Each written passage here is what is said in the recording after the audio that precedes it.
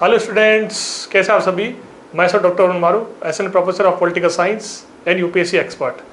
Dear student, मैं आपके सामने राजनीति विज्ञान का या राज्य व्यवस्था का एक बहुत ही महत्वपूर्ण टॉपिक लेके आ रहा हूँ। उस टॉपिक का नाम है मौलिक अधिकार। आप सभी विद्यार्थी जानते होंगे कि यूपीएससी के एग्ज़ाम में, यूपीएससी की परीक्षा में और आरएएस की परीक्षा में ये एक महत्वपूर्ण टॉपिक माना गया है। संविधान यानी कॉन्स्टिट्यूशन, उसके अंतर्गत मौलिक अधिकार प्रदान किए गए। ठीक है, भारतीय संविधान दुनिया का सबसे विस्तृत संविधान है। इसमें मूल रूप से 395 अनुच्छेद हैं। इसके साथ साथ भारतीय संविधान जो है वो दुनिया का अद्भुत संविधान है। भारतीय लोकतंत्र भी दुनिया का सबसे विस्तृत लोकतंत्र है। ठीक है विद्यार्थियों, आज हम पढ़ेंगे मौलिक अधिकार के बारे में। पॉलिटी का एक महत्वपूर्ण भाग है मौलिक अधिकार। ठीक है, देखिए सिंपल सी बात यह है कि भारतीय संविधान को अध्याय में बांटा गया है। तो भारतीय संविधान के अध्याय संख्या 3 में यानी कि चैप्टर नंबर 3 में इनके बारे में बताया गया है। और अनुच्छेद संख्या 12 से 35 के बीच, आर्टिकल नंबर 12 to 35 के बीच में मौलिक अधिकार बांटे गए हैं। ठीक है, और यदि हम बात करें संख्या की, तो वर्तमान में भारतीय संविधान में 6 मौलिक अधिकार हैं। 6 मौलिक अधिकार हैं। नंबर 1 स्वतंत्रता का अधिकार। नंबर 2 है इसके अंदर शोषण विरुद्ध अधिकार। नंबर 3 है धार्मिक स्वतंत्रता का अधिकार। नंबर 4 है इसके अंदर संस्कृति और शिक्षा का अधिकार। नंबर 5 है संवैधानिक उपचारों का अधिकार। और नंबर 6 है समानता अधिकार। ठीक है ना। तो प्यारे विद्यार्थियों, कुल मिलाकर के भारतीय संविधान में 6 मौलिक अधिकार हैं। आई बात समझ में। एक तो ये चीज़ है इसके अंदर। ठीक, अब इसके बाद में हमें ये चीज़ देखनी है इसके अंदर कि मौलिक अधिकार होते क्या हैं। What is the fundamental rights, ये भी हमें देखना है। लेकिन इससे पहले आपको याद रखना है कि भारतीय संविधान की अध्याय संख्या, चैप्टर संख्या 3 में ये मौलिक अधिकार दिए हुए हैं। और फिर बता दूं आपको, अनुच्छेद 12 से 35 के बीच में दिए हुए हैं। लेकिन जब संविधान बना था, जब लागू हुआ था, तब थे 7 मौलिक अधिकार। 7वां था संपत्ति का अधिकार, राइट टू प्रॉपर्टी। लेकिन अब हट चुका है, अब वर्तमान में 6 मौलिक अधिकार। आई बात समझ में।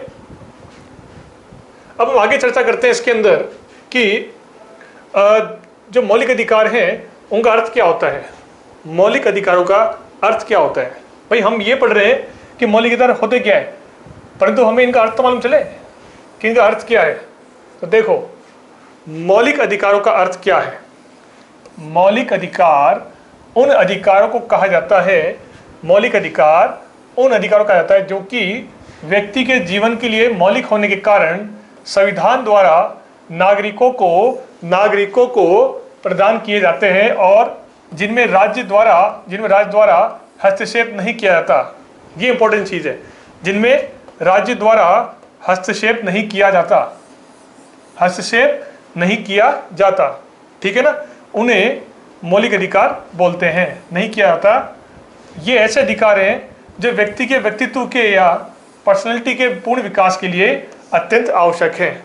2-3 बातें सामने निकल के आ रही है इसके अंदर कि मौलिक अधिकार उन अधिकारों को कहा जाता है जो व्यक्ति के जीवन के लिए, इंपॉर्टेंट चीज, जीवन के लिए, व्यक्ति की लाइफ के लिए मौलिक है, ये जरूरी है, आवश्यक है, पहली चीज।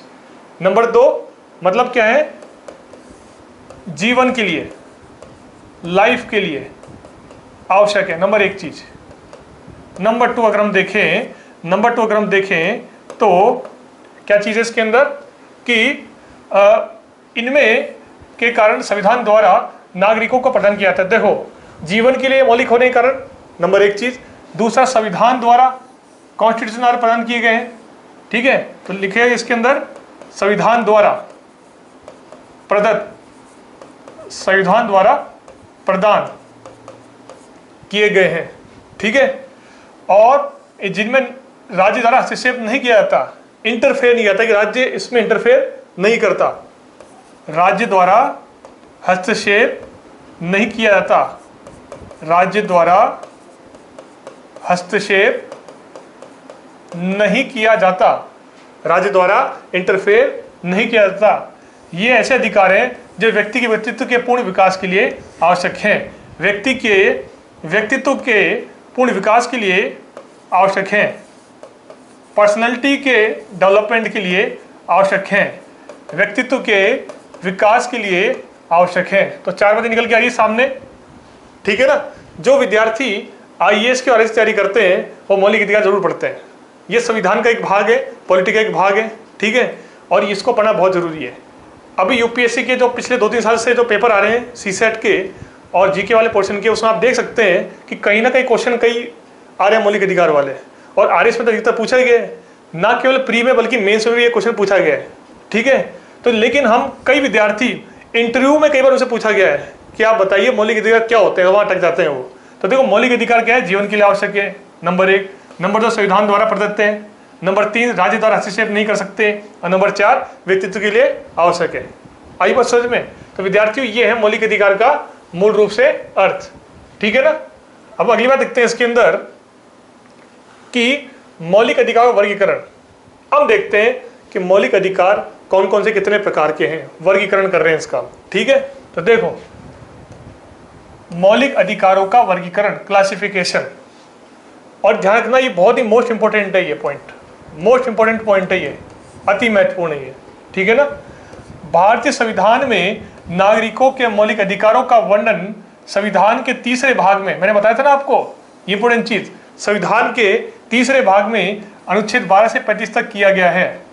इन अधिकारों में जो है किया गया है, और इन अधिकारों में अनुच्छेद 12, 13, 33, 34 तथा 35 का संबंध अधिकारों के सामान्य रूप से है, अधिकारों के सामान्य रूप से है। मतलब क्या है इसका, जब हमारे एग्जाम में आप तैयारी करते हैं तो आपने पुराने पेपर देखे होंगे कि उन पेपर्स के अकॉर्डिंग चीज देखी होगी कि 12, 13, 33, 34 और 35 में से बहुत कम क्वेश्चन आते हैं। मूल रूप से क्वेश्चन आते हैं 14 से लेकर के 32 तक के अनुच्छेद के क्वेश्चन यहीं से उठ के आते हैं सारे, ठीक है ना। तो 12, 13, 33, 34 और 35 का संबंध क्या है, अधिकारों के सामान्य रूप से है। आई बात समझ में? 44 संशोधन के द्वारा, 44 संशोधन 1978 के द्वारा जब मोरारजी देसाई की सरकार आ गई थी आपातकाल के बाद में, तब उसके पास होने से पूर्व संविधान में दिए गए मौलिक अधिकारों की संख्या थी 7। मैंने बताया ना कुछ देर पहले आपको, पहले 7 मौलिक अधिकार थे, परंतु इस संशोधन के बाद में संपत्ति के अधिकार को सामान्य कानूनी अधिकार बना दिया गया, ठीक है।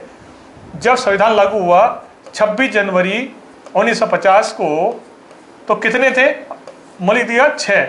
कितने थे, कितने मौलिक अधिकार थे? 6 नहीं थे, 7 थे।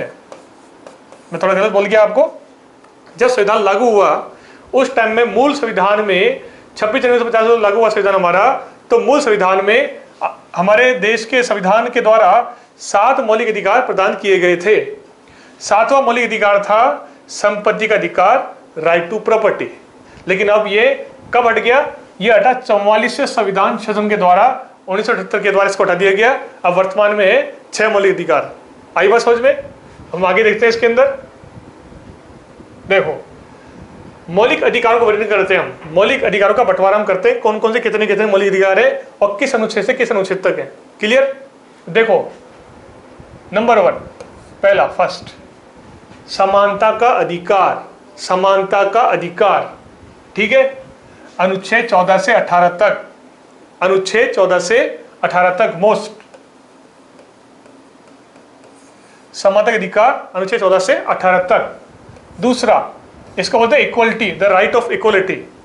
दूसरा स्वतंत्रता का अधिकार, राइट टू फ्रीडम, अनुच्छेद 19 से 22 तक, ठीक है। तीसरा शोषण के विरुद्ध अधिकार, शोषण के विरुद्ध अधिकार, शोषण के विरुद्ध अधिकार, ठीक है, अनुच्छेद 23 से 24 तक। अगला है धार्मिक स्वतंत्रता का अधिकार, धार्मिक स्वतंत्रता का अधिकार, अनुच्छेद 25 से 28 तक।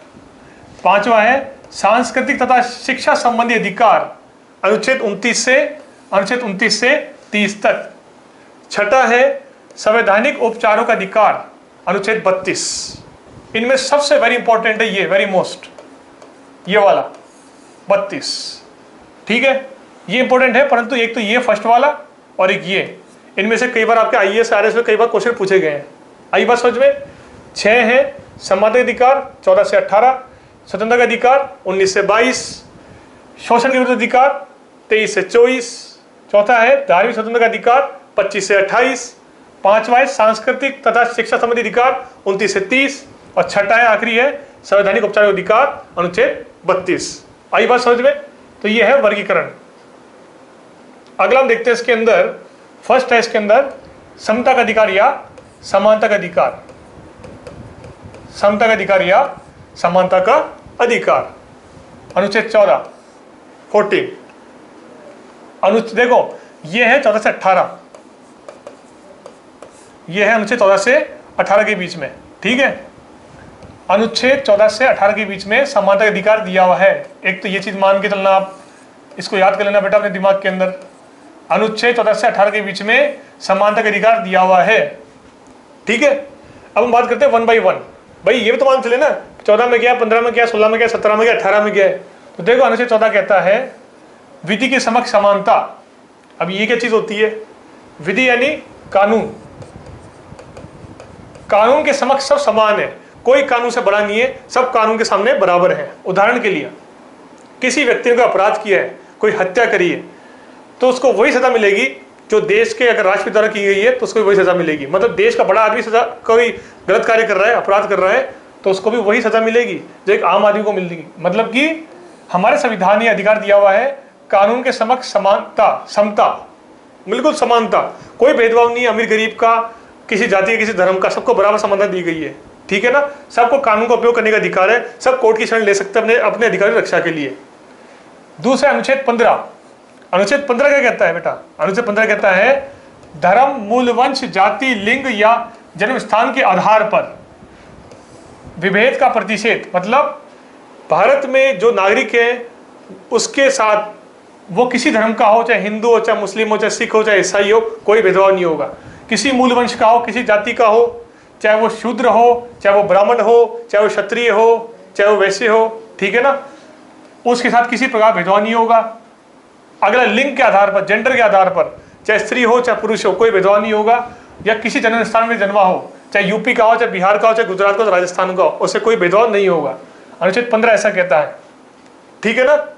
अगला है अनुच्छेद 16, लोक नियोजन के विषय में अवसर की समानता। लोक नियोजन क्या होता है? सिंपल सा है, लोक नियोजन मतलब क्या है? अनुच्छेद 16 कहता है कि सरकारी नौकरी में, लोक नियोजन मतलब गवर्नमेंट जॉब में, सरकारी नौकरी में, सरकारी नौकरी में किसी प्रकार का भेदभाव नहीं होगा। अनुच्छेद 16 ये कहता है। परंतु इसमें एक चीज है जानकारी वाली बात कि अनुच्छेद 16 ये तो कहता है कि सरकारी नौकरी के विषय में अवसर की समानता, सबको समान अवसर मिलेगा, परंतु इसमें एक अपवाद है, मिसकंसेप्शन है। वो अपवाद क्या है कि पिछड़ों के लिए, बैकवर्ड्स के लिए, और महिलाओं के लिए, और दिव्यांगों के लिए, जो हैंडीकैप्स हैं उनके लिए सरकार अलग से आरक्षण देगी, मतलब सरकार उनको अलग से फैसिलिटीज देगी, ये अपवाद है। ठीक है ना। वैसे सबको सरकारी नौकरी में अवसर की समानता दी गई है अनुच्छेद 16 के तहत। क्वेश्चन कैसे आता है? क्वेश्चन ऐसे आता है कि किस अनुच्छेद में सरकारी नियोजन में, सरकारी नौकरी में अवसर की समानता दी गई है? अनुच्छेद 16 में। किस अनुच्छेद में विधि की समानता दी गई है? अनुच्छेद 14 में। ठीक है। अगला है अनुच्छेद 17, छुआछूत का अंत, अस्पृश्यता का अंत। यानी कोई व्यक्ति यदि किसी व्यक्ति से कहता है कि तू शूद्र है, मैं तेरे से छुआछूत करूंगा, तो ये अपराध है, दंडनीय अपराध है। ठीक है ना। अनटचेबिलिटी को खत्म कर दिया गया। आखिरी है अनुच्छेद 18, उपाधियों का अंत। उपाधियों का अंत कैसे? जब देश आजाद होता हमारा, उससे पहले कुछ उपाधि मिलती थी, राय बहादुर, दीवान साहब, इन उपाधियों का अंत कर दिया गया इस अनुच्छेद 18 के द्वारा। लेकिन इसमें क्वेश्चन है कि यदि कोई व्यक्ति शिक्षा संबंधी या खेल संबंधी या वैज्ञानिक संबंधी कोई उपाधि लेना चाहता है, जैसे कि सर की उपाधि लेना चाहता है, या जैसे मान लो कोई डॉक्टरेट लेना चाहता है, तो यदि विदेश से लेगा तो राष्ट्रपति परमिशन देगा, और इंडिया में सरकार देगी तो उपाधि मानी जाएगी। जैसे कि भारत रत्न हो गया, है ना, और इसके अलावा जैसे हो गया आपका भारत रत्न के अलावा पद्मश्री हो गया, पद्म भूषण हो गया, पद्म विभूषण हो गया, आईफा अवार्ड्स हो गए, फिल्म अवसर के 2 अवार्ड होते हैं, वाले अवार्ड हो गए, ठीक है ना। उन सब अवार्ड्स के लिए राष्ट्रपति से परमिशन लेनी होगी और राष्ट्रपति सरकार द्वारा उनको दिया जाएगा, ठीक है। वैसे उपाधियां वैसे खत्म कर दी गई है राय बहादुर की और दीवान साहब की, तो इसको बोलते हैं समानता का अधिकार। क्लियर। अगली बात करते हैं इसके अंदर हम, ये तो रहा पहला अधिकार, राइट। दूसरा स्वतंत्रता का अधिकार, राइट टू लिबर्टी, फ्रीडम। ये है अनुच्छेद 19 से लेकर के 22 तक। 19 क्या कहता है?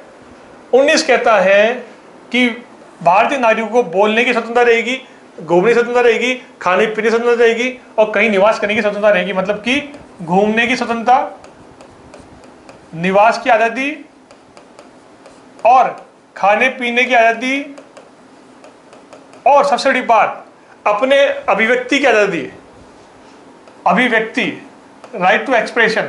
अब देखो इसमें क्वेश्चन आता है, अभिव्यक्ति जो है ये आता है मीडिया के साथ जुड़ा हुआ, मीडिया, प्रिंट मीडिया और इलेक्ट्रॉनिक मीडिया के साथ, ठीक है ना। तो मीडिया की आज़ादी मिलती है इसके द्वारा। अनुच्छेद 19 कहता है मीडिया की आज़ादी है, मीडिया अपने विचार प्रकट कर सकती है, अभिव्यक्ति कर सकती है, हम घूम सकते हैं, हम कहीं भी निवास कर सकते हैं, हम कुछ भी खा पी सकते हैं। ये हमारा अधिकार है, स्वतंत्रता का अधिकार है 19 के अकॉर्डिंग, ठीक है। अब बात करते हैं अनुच्छेद 20 की। अब बात करते हैं अनुच्छेद 20 की, ठीक है बेटा। अनुच्छेद 20 में बताया कि अपराधों के लिए दोष सिद्धि के संबंध में संरक्षण। मतलब क्या है इसके अंदर कि जो अपराध किया गया है उससे संबंधित दोष सिद्धि, मतलब क्या कि संविधान या कोर्ट ऐसा संरक्षण देता है अपराधी को कि जब तक उसका अपराध सिद्ध ना हो जाए तब तक सजा नहीं मिल सकती उसको। पहली चीज तो ये है, ठीक है। इसके अलावा कोई भी अपराधी जो है उसको दोहरे दंड नहीं हो सकता, मतलब जो अपराध उसने किया है उसकी ही सजा मिलेगी उसको। जैसे मान लो किसी ने मर्डर किया है तो ये नहीं कि उसको चोरी की सजा भी मिल जाए, उसको मर्डर की ही सजा मिलेगी, ठीक है, अनुच्छेद 20 के अनुसार। अनुच्छेद 21 कहता है कि भारतीय नागरिकों को प्राण और दैहिक यानी जीवन और ध्येय की स्वतंत्रता मिलेगी। मतलब कि व्यक्ति अपनी बॉडी कैसे भी रखे, कुछ भी खाए पिए पहने, कुछ भी करे, कहीं भी जैसा भी जीवन जिए इंडिया में, ठीक है ना, वो उसकी स्वतंत्रता है, वो उसकी पर्सनल स्वतंत्रता रहेगी, उसकी निजता का अधिकार है उसका, ठीक है। अनुच्छेद 21 के साथ जुड़ा हुआ एक चीज, अनुच्छेद 21A का RT, राइट टू एजुकेशन, शिक्षा का अधिकार। ये इंपॉर्टेंट है, ध्यान रखना।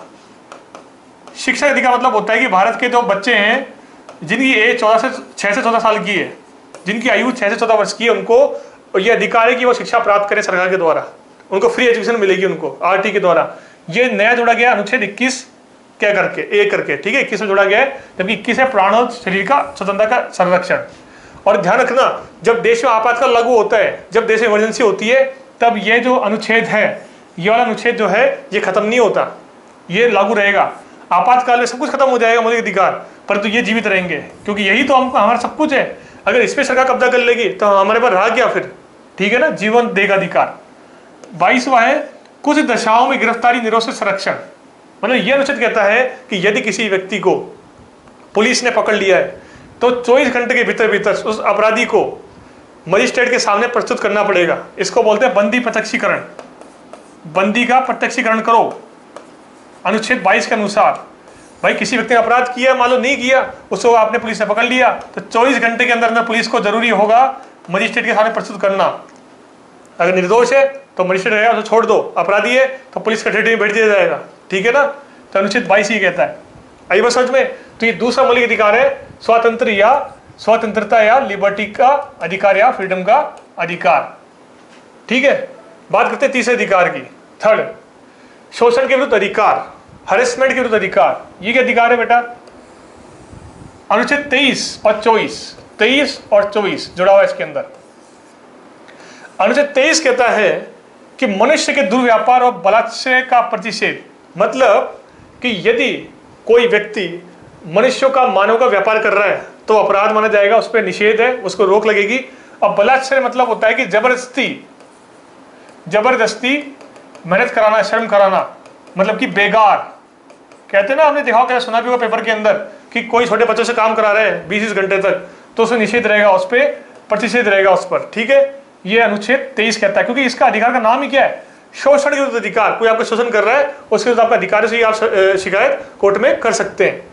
अनुच्छेद 24 कहता है कि छोटे बच्चों को कारखानों आदि में काम नहीं कराया जाएगा। छोटे जो बच्चे होते हैं जिनकी एज 14 साल से कम की है उनको जोखिम वाले कारखानों में काम नहीं कराया जाता है, ऐसा पाया जाता है तो उस मालिक खिलाफ मतलब सजा होगी उस मालिक को। ठीक है, तो यह है शोषण विरुद्ध अधिकार, यह है मौलिक अधिकार 3। अगला इसके अंदर नंबर 4, यस, धार्मिक स्वतंत्रता का अधिकार, धर्म की स्वतंत्रता का अधिकार। इसमें क्या है, अनुच्छेद 25 क्या कहता है, ये अनुच्छेद 25 से लेकर के 28 तक है, ये भी ध्यान रखना। धार्मिक स्वतंत्रता अधिकार क्या है, 25 से 28 के बीच में है। ये कहता 25वां कि किसी व्यक्ति को अंतःकरण की आज़ादी होगी और धर्म को अबोध रूप से मानने की आज़ादी होगी। मतलब कोई हिंदू हो, चाहे मुस्लिम हो, चाहे सिख हो, चाहे ईसाई हो, सबको अपने धर्म मानने की आज़ादी है, अंतःकरण से मानने की आज़ादी है। कोई नमाज पढ़े, कोई गिरजाघर में जाए, वो सबको आज़ादी रहेगी इसकी। ठीक है। 26, धार्मिक कार्यों के प्रबंध की स्वतंत्रता। मतलब मुसलमान अपनी मस्जिद बना सकते हैं, ईसाई अपने गिरजाघर बना सकते हैं, सिख अपना गुरुद्वारा बना सकते हैं, हिंदू अपना मंदिर बना सकते हैं। उनको धार्मिक कार्यों के मैनेजमेंट की स्वतंत्रता होगी अनुच्छेद 26 के अनुसार। 27वां, किसी विशिष्ट धर्म की अभिवृद्धि के लिए करों के संदाय के बारे में स्वतंत्रता। यानी कि कोई धर्म है, मुस्लिम धर्म मानो माइनॉरिटीज है, उसके विकास के लिए सरकार चाहे तो टैक्स में माफी कर सकती है, टैक्स को बढ़ा भी सकती है। ठीक है ना।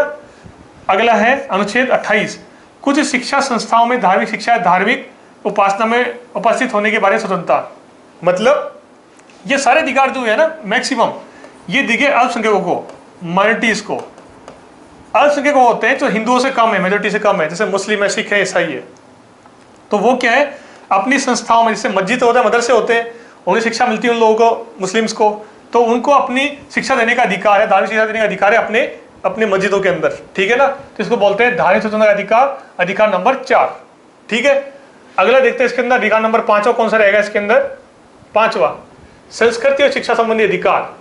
संस्कृति, और देखो ये जो अधिकार है 4था और 5वां मूल रूप से माइनॉरिटीज के लिए, माइनॉरिटी मतलब अल्पसंख्यक लोगों के लिए, मुस्लिम्स के लिए, ईसाइयों के लिए, जो हिंदुओं से कम है इंडिया में। ठीक है।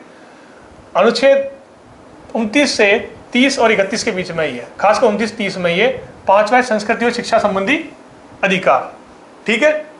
अनुच्छेद 29 कहता है कि अल्पसंख्यक वर्गों के हितों का संरक्षण किया जाएगा। सरकार जो माइनॉरिटी से, मुस्लिम, ईसाई है, उनके हितों की रक्षा करेगी सरकार।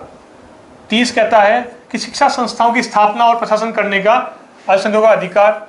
मतलब जो माइनॉरिटी से, वही बात आ गई, माइनॉरिटी जो है अपने शिक्षण संस्था स्थापित कर सकते हैं। उदाहरण के लिए अलीगढ़ मुस्लिम यूनिवर्सिटी, अलीगढ़ मुस्लिम यूनिवर्सिटी, AMU, जामिया मुस्लिम यूनिवर्सिटी। ठीक है ना। ये मुस्लिम यूनिवर्सिटी है माइनॉरिटीज की, ये खोल सकते हैं क्योंकि इनको अधिकार दिया गया ये अनुच्छेद 30 के अंतर्गत। ठीक है।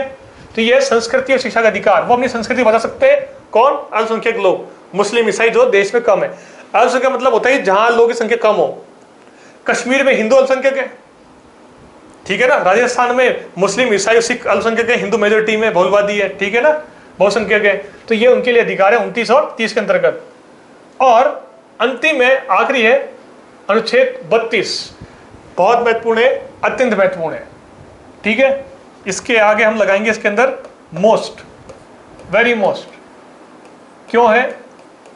क्योंकि डॉक्टर अंबेडकर ने क्या कहा है, यह अधिकार संविधान की आत्मा है, यह अधिकार संविधान की आत्मा है, कॉन्स्टिट्यूशन की आत्मा है ये, ठीक है ना। संवैधानिक उपचारों का अधिकार अनुच्छेद 32 मतलब क्या है, इस भाग के द्वारा प्रदत्त अधिकारों को परिवर्तित करने के लिए उपचार। इसका आसान अर्थ यह है कि यदि किसी व्यक्ति को, यदि किसी नागरिक को कोई सरकार मौलिक अधिकार नहीं दे रही है, अपने अधिकार नहीं दे रही है, तो वो व्यक्ति कोर्ट की या माननीय न्यायालय की शरण ले सकता है कि सर हमें हमारे अधिकार मिलने चाहिए। तो कोर्ट इस संबंध में 5 रिट जारी करता है कि इन्हें ये मौलिक अधिकार मिलने चाहिए, ठीक है ना। तो इसको बोलते हैं संवैधानिक उपचारों का, यानी कि संवैधानिक जो बीमारियां रहती है उनका उपचार कोर्ट द्वारा किया जाता है। इसलिए इसे डॉक्टर अम्बेडकर ने कहा है मौलिक अधिकारों की आत्मा। आई बात समझ में। और नंबर 7 जो है मौलिक अधिकार, ये था पूर्व में संपत्ति का अधिकार, ये था संपत्ति का अधिकार। लेकिन वर्तमान में ये अब है वैधानिक अधिकार। वर्तमान में ये है लीगल राइट्स, ये है वर्तमान में वैधानिक अधिकार। अब ये मौलिक अधिकार नहीं रहा। अनुच्छेद 300A में, ये पूछ सकते हैं सर कौन से अनुच्छेद में, तो वर्तमान में अनुच्छेद 300A में है, ये क में है ये, लेकिन ये मौलिक अधिकार नहीं है, अब ये वैधानिक अधिकार है खाली, ठीक है ना। इस अधिकार को अब क्या कर दिया गया है, हटा दिया गया मौलिक अधिकार से, किसके द्वारा, 78वें संशोधन के द्वारा।